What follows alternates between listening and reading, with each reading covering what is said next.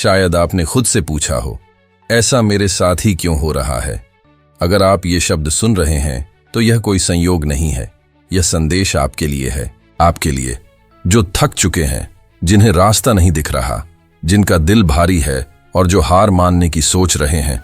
कृपया अंत तक सुनिए। किसी भी निर्णय से पहले इस संदेश को पूरा सुनिए। हो सकता है यही वो शब्द हों जो आपकी जिंदगी को पूरी तरह से बदल दें। क्या आपने कभी प्रार्थना की और ऐसा महसूस किया कि कोई सुन ही नहीं रहा? जैसे आपकी आवाज दीवारों से टकरा रही हो और ऊपर से कोई उत्तर नहीं आ रहा हो। वो मौन चुभता है, भारी लगता है, अंदर तक तोड़ देता है। और शायद आप अभी उसी स्थिति में हैं, परमेश्वर के साथ चुप्पी में, पर मन में चीखते हुए। लेकिन मैं आपको एक सच्चाई बताना चाहता हूं। परमेश्वर की चुप्पी कभी भी उसकी अनुपस्थिति का संकेत नहीं होती। वो अक्सर उसकी योजना का हिस्सा होती है। क्या आपने कभी जमीन के नीचे जड़ें बढ़ते हुए देखी हैं? नहीं, पर इसका मतलब यह नहीं कि वे नहीं बढ़ रहीं। परमेश्वर अक्सर अदृश्य रूप से कार्य करते हैं। वो आपकी कहानी को उन धागों से बुनते हैं जिन्हें आप देख नहीं सकते, लेकिन वे पूरी तरह से उसकी मजबूत पकड़ में होते हैं, जैसे उन्होंने यूसुफ के साथ किया। यूसुफ को उसके भाइयों ने धोखा दिया, कुएं में फेंका गया, गुलाम बनाकर बेचा गया, झूठे इल्जाम में कैद किया गया। सब कुछ गलत लग रहा था, लेकिन जो कोई नहीं देख पा रहा था वो यह था कि परमेश्वर पहले से मिस्र का सिंहासन उसके लिए तैयार कर रहे थे। अगर यूसुफ ने बीच रास्ते हार मान ली होती तो वह एक गुलाम के रूप में मर जाता, लेकिन उसने विश्वास बनाए रखा और प्रतिज्ञा को पूरा होते देखा। शायद आपने भी सोचा होगा, क्या परमेश्वर मुझे भूल गए? क्या मैंने इतना पाप किया है कि अब वे मुझे नहीं सुनते? लेकिन सच यह है कि वे कभी दूर नहीं हुए। वो वहां हैं, आपकी चुप्पी में, आपके छिपे आंसुओं में। उस रात में जब सब सो जाते हैं और आप अकेले रोते हैं, वह हर अश्रु को सुनते हैं। आपको देखने की जरूरत नहीं, विश्वास की जरूरत है। शायद यही वो अंधकारमय घाटी है जहां आप पहली बार दिल से परमेश्वर की आवाज सुनना सीखेंगे। जब जीवन कठिन होता है तो ऐसा लगता है जैसे सब दूर चले जाते हैं, दोस्त गायब हो जाते हैं, परिवार समझ नहीं पाता और फोन भी खामोश हो जाता है। लेकिन परमेश्वर कहीं नहीं जाते। वे तब भी तुम्हारे पास होते हैं, चुपचाप लेकिन मजबूती से। वे वह थामे हुए हैं जिसे तुम छोड़ चुके हो। यदि तुम यह संदेश इस समय सुन रहे हो तो यह संयोग नहीं है, यह परमेश्वर का तरीका है यह कहने का, तुम अकेले नहीं हो। ईश्वर की चुप्पी से निराश मत हो सकता है कि तुम्हारे जीवन का सबसे बड़ा चमत्कार अभी इसी खामोशी में आकार ले रहा हो। हर गर्भधारण को समय, धैर्य और शांति चाहिए होती है। कोई भी स्त्री दूसरे महीने में बच्चा जन्म नहीं देती, क्योंकि वह इंतजार नहीं कर पा रही, क्योंकि वह जानती है कि बच्चा दिखे बिना भी बढ़ रहा है। विश्वास भी ऐसा ही है। वह देखे बिना भरोसा करता है कि परमेश्वर काम कर रहे हैं। आज भले ही तुम ईश्वर की आवाज न सुनो, लेकिन एक दिन तुम समझोगे कि उन्होंने चुप क्यों साधी थी और तुम उनका धन्यवाद करोगे। इसलिए मैं तुमसे प्रेम पूर्वक कहता हूं, रुक मत जाना, हार मत मानना, खुद को छोड़ मत देना, क्योंकि ईश्वर की चुप्पी अंत नहीं है। वास्तव में वह किसी अद्भुत आरंभ की भूमिका है जिसे ईश्वर तुम्हारे लिए गहराई से तैयार कर रहे हैं। मैं चाहता हूं कि तुम अगले 7 दिन हर रात सोने से पहले अपनी आंखें बंद करके कहो, भले ही तू मौन है, मैं तुझ पर विश्वास करता हूं प्रभु। हर रात यह दोहराओ और महसूस करो कि भीतर कुछ बदलने लगा है। शायद बाहर की स्थिति वैसी ही रहे, लेकिन तुम्हारा विश्वास बढ़ेगा। जब विश्वास बढ़ता है तब असंभव भी हिलने लगता है, क्योंकि ईश्वर ने तुम्हें कभी नहीं छोड़ा। वे बस तुम्हें किसी महान कार्य के लिए तैयार कर रहे हैं। क्या तुमने ध्यान दिया है कि जीवन की सबसे बड़ी जीतें अक्सर सबसे गहरी पीड़ा के बाद आती हैं? बीज मिट्टी में दबकर ही उगता है, हीरा दबाव में बनता है, सोना आग में शुद्ध होता है, और जीवन प्रसव की पीड़ा के बाद आता है, दर्द के बाद चमत्कार आता है। शायद आज तुम खुद को थका हुआ महसूस कर रहे हो, जैसे कि हर दिन एक जैसी थकान और खालीपन के साथ गुजर रहा हो, बिना किसी उद्देश्य के, और हार मानने का विचार बार बार आ रहा हो। लेकिन कई बार ठीक उसी मोड़ पर चमत्कार जन्म लेते हैं जहां दर्द सबसे अधिक होता है। समस्या यह है कि बहुत से लोग उसी समय हार मान लेते हैं जब बस एक कदम और बाकी होता है, जब बस थोड़ी और देर ठहरना था। हो सकता है तुम भी अपने सपने के ठीक एक कदम दूर हो, लेकिन दर्द ने तुम्हारी नजर को धुंधला कर दिया है। क्या तुम्हें याद है कितनी बार तुमने जीवन में रुक जाना चाहा, लेकिन फिर भी तुमने चलते रहने का निर्णय लिया और बाद में उसका शुक्रिया अदा किया? वही परमेश्वर जो उस समय तुम्हारे साथ था, आज भी तुम्हारे साथ है और कहता है, थोड़ा और धैर्य रखो, मैं अब भी तुम्हारी कहानी लिख रहा हूं। बाइबल में ऐसे कई उदाहरण मिलते हैं।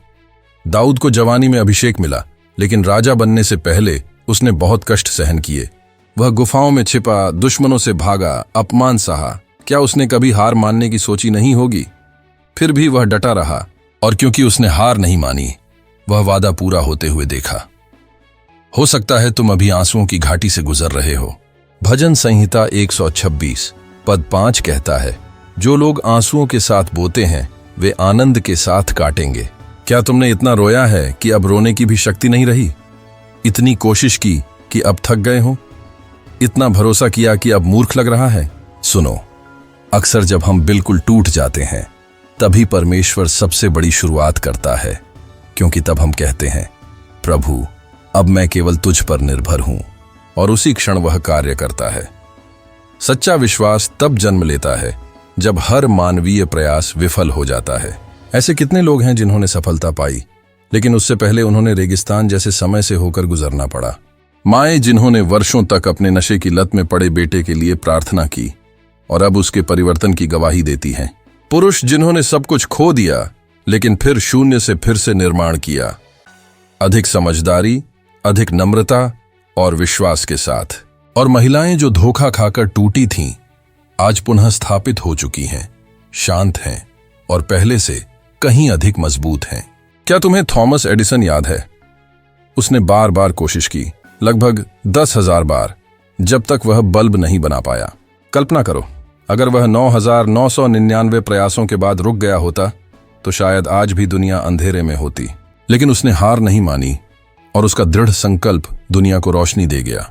तुम्हारी दृढ़ता भी जीवनों को रोशन कर सकती है, पर पहले तुम्हें रुकने की इच्छा से लड़ना होगा।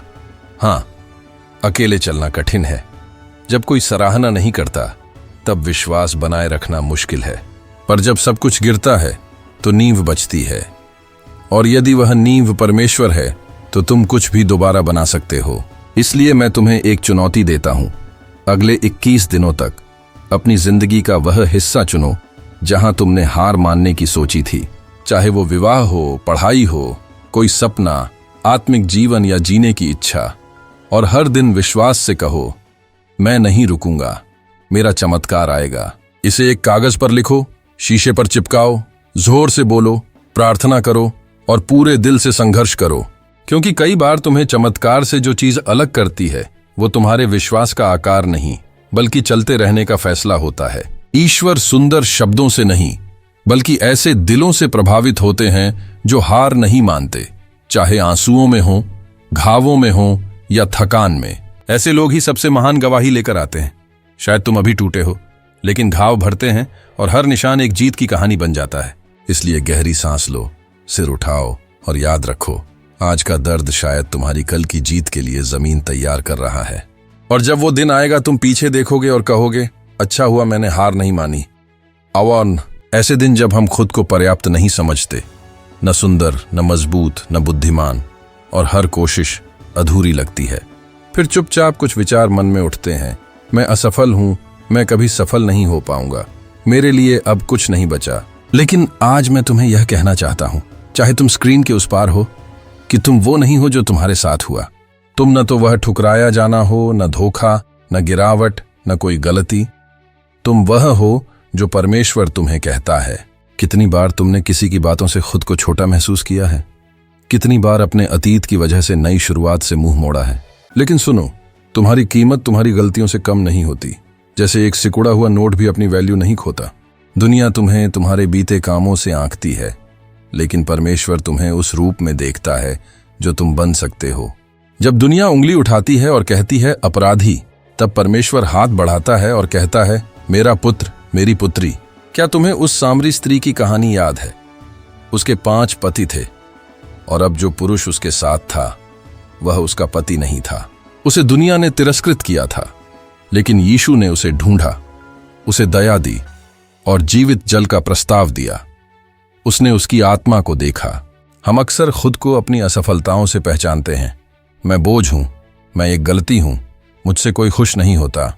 लेकिन अगर यह सब सच न हो, अगर तुम बस अंदर से इतने घायल हो कि तुम्हें अपनी सच्ची खूबसूरती दिखती ही नहीं। जापान में एक कला है किंतसुगी, जिसमें टूटे बर्तनों को सोने से जोड़ा जाता है और वे पहले से ज्यादा कीमती हो जाते हैं। शायद परमेश्वर तुम्हारे साथ भी यही कर रहे हैं। हर टूटे हिस्से को उठाकर उन्हें अपनी कृपा से जोड़कर तुम्हें और भी मजबूत बना रहे हैं। उन लोगों को देखो जो आज प्रेरणा बने हैं। ओपरा विनफ्रे को बचपन में शोषण सहना पड़ा, उन्हें रिजेक्ट किया गया, नौकरी से निकाला गया। लोगों ने कहा वह टीवी के लायक नहीं, लेकिन आज वह दुनिया की सबसे प्रभावशाली महिलाओं में से एक हैं, क्योंकि उन्होंने हार नहीं मानी। तुम भी चुन सकते हो उठने का, फिर से शुरू करने का, अपने आप को अपनी गलतियों से नहीं, परमेश्वर की दृष्टि से देखने का। शायद तुम एक अच्छे माता पिता, साथी या मित्र नहीं बन पाए, लेकिन फिर भी परमेश्वर ने तुम्हें छोड़ा नहीं। वह अब भी तुम पर विश्वास करते हैं। शायद तुम्हारी सबसे बड़ी कैद बाहर नहीं, बल्कि भीतर है। वो जंजीरें जो तुमने खुद पर डाल ली, वो आवाजें जो अब भी तुम्हें रोकती हैं। लेकिन आज का दिन उन जंजीरों को तोड़ने का हो सकता है और एक नई शुरुआत का, जिसमें तुम परमेश्वर की सच्चाई में चल सको। क्या तुम जानते हो कि बाइबल में परमेश्वर ने कई लोगों का नाम बदला? अब्राम को अब्राहम, याकूब को इस्राएल और शमौन को पतरस कहा। क्यों? क्योंकि जब परमेश्वर किसी को बदलते हैं तो वह सिर्फ अतीत को नहीं छूते, वे हमारे भविष्य को भी नया रूप देते हैं। परमेश्वर तुम्हारे साथ भी यही करना चाहते हैं। फर्क नहीं पड़ता तुम कितनी बार गिरे, कितनी गहराई में गए, तुम्हें फिर से उठाया जा सकता है। तुम अब भी बहाल हो सकते हो, तुम अब भी दूसरों के लिए प्रेरणा बन सकते हो। शैतान को तुम्हारा गिरना नहीं, तुम्हारा उठना डराता है, क्योंकि जो गिरा है वह कमजोर होता है, लेकिन जो उठता है वह अडिग और अजेय बन जाता है। तुम्हें हालात के बदलने का इंतजार करने की जरूरत नहीं, बस ये मानो कि तुम आज भी परमेश्वर के प्रेम के योग्य हो और परमेश्वर का वह प्रेम कभी नहीं रुका। आज मैं तुम्हें चुनौती देता हूं कि तुम खुद को देखने का तरीका बदलो। अगले 30 दिनों तक जब भी तुम आईने में देखो, यह बोलो, मैं प्रिय हूं, मैं क्षमा किया गया हूं, मैं मजबूत हूं, मैं एक नई शुरुआत हूं। भले ही तुम्हें ऐसा महसूस ना हो, फिर भी बोलो, क्योंकि विश्वास बीज की तरह होता है जो दोहराव, कार्य और भरोसे से बढ़ता है। फिर तुम देखोगे कि आईने में दिखने वाला प्रतिबिंब बदल रहा है, बाहर से नहीं, अंदर से, जहां असली परिवर्तन होता है। और जब ऐसा होगा, तुम समझोगे कि तुम्हारी पहचान तुम्हारे दर्द में नहीं, बल्कि परमेश्वर की प्रतिज्ञा में है। तुम परमेश्वर के बेटे हो, तुम परमेश्वर की बेटी हो, और यह पहचान कोई भी तुमसे छीन नहीं सकता। कई बार हम चाहते हैं कि परमेश्वर हमें स्पष्ट आवाज में मार्गदर्शन दें, यह रास्ता लो, रुको, सब ठीक होगा। लेकिन परमेश्वर हमेशा सीधी आवाज में नहीं बोलते। वह हमें विश्वास से चलना सिखाते हैं, जब हम सब कुछ नहीं जानते तब भी। विश्वास का मतलब है आगे बढ़ते रहना, भले ही हमारे पास सिर्फ यही यकीन हो कि परमेश्वर नियंत्रण में है। क्या तुमने कभी अंधेरे में सिर्फ याद के सहारे चलने की कोशिश की है? डर लगता है, लेकिन जब तुम रास्ता जानते हो, तुम चलते रहते हो। परमेश्वर के साथ चलना भी ऐसा ही है। हमेशा सब कुछ स्पष्ट नहीं होगा, लेकिन अगर तुम उसकी आवाज पहचानते हो तो तुम चलते रहोगे। पतरस ने पानी पर चला, एक साधारण इंसान जैसे तुम और मैं, लेकिन जब तक उसकी नजर यीशु पर थी, वह चलता रहा। जब उसने हवा और लहरों को देखा, वह डूबने लगा। हम भी अक्सर ऐसे ही होते हैं। शुरुआत विश्वास से होती है, लेकिन बीच में संदेह आ जाता है। बीमारियां, कर्ज, दिल टूटना, असफलता, सब कुछ जो पहले विश्वास लगता था, अब डर और संदेह बन जाता है। ध्यान से सुनो, तुम्हें डुबाने वाली चीज समस्याएं नहीं है, बल्कि तुम्हारा संदेह है। अगर विश्वास हो, इवन थोड़ा सा, तो तुम टिके रह सकते हो। कितनी बार तुमने सोचा, मुझे पर्याप्त विश्वास नहीं है, लेकिन यीशु ने कहा था कि राई के दाने जितना विश्वास भी पर्वत हिला सकता है। राई का दाना बहुत छोटा होता है। इसका मतलब है कि परमेश्वर को तुम्हारा विश्वास विशाल नहीं चाहिए, सिर्फ सच्चा चाहिए। एक ऐसा विश्वास जो तर्क को चुनौती देता है, जो कहता है परमेश्वर भला है, भले ही सब कुछ गलत हो, और जो बिना समझे भी भरोसा करता है। शायद आज तुम अपने जीवन के सबसे अंधकारमय दौर से गुजर रहे हो, लेकिन याद रखो, परमेश्वर तुम्हारे साथ हैं और यही सबसे बड़ी आशा है। आप सोचते हैं, अब क्या किया जा सकता है? लेकिन मैं आपको सच्चे दिल से कहता हूं, रास्ता है, और वह रास्ता है विश्वास। विश्वास आपकी परिस्थिति को नहीं मिटाता, लेकिन वह आपके देखने के नजरिए को बदल देता है और कठिनाई से पार पाने की ताकत देता है।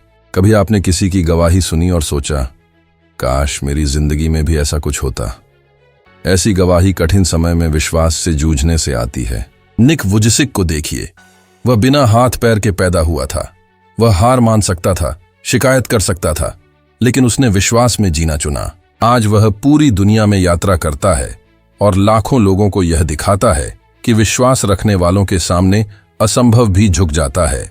आपकी जिंदगी अभी बिखरी हुई लग सकती है, लेकिन परमेश्वर पुराने ढांचे पर नहीं बनाते, वह नई शुरुआत करते हैं विश्वास और समर्पण पर। आपको सब कुछ समझने की जरूरत नहीं है, केवल परमेश्वर पर भरोसा रखने की जरूरत है, क्योंकि वह मनुष्य नहीं कि झूठ बोले या अधूरा छोड़ दे। विश्वास है मेडिकल रिपोर्ट को देखकर कहना, फिर भी मैं तुझ पर भरोसा करता हूं। खाली बैंक खाते के सामने कहना, तू ही मेरा जीवन दाता है। विश्वास है दुख में भी कहना, परमेश्वर भला है। जमीन न दिखे तब भी पहला कदम बढ़ाना। ऐसे ही लाल सागर खुला था, लोगों ने पहले कदम बढ़ाया, फिर पानी 2 भागों में बंटा। शायद परमेश्वर आपके भी विश्वास के कदम का इंतजार कर रहे हैं। इसलिए मैं आपको एक चुनौती देना चाहता हूं। आने वाले 15 दिनों तक एक ऐसी परिस्थिति को चुनें जो आपको अंदर से तोड़ रही हो। हर दिन जोर से कहें, हे प्रभु, मुझे रास्ता नहीं दिख रहा, पर मैं तुझ पर भरोसा करता हूं। मैं दृष्टि से नहीं, विश्वास से चलता हूं। इस वाक्य को एक डायरी में लिखिए, उसी के अनुसार प्रार्थना कीजिए और देखिए कैसे आपके भीतर कुछ बदलना शुरू हो जाता है। कई बार परमेश्वर का उत्तर हालात में नहीं, हमारे हृदय में होता है। जब दिल बदलता है तब सब बदलता है, और विश्वास कभी आपको निराश नहीं करता।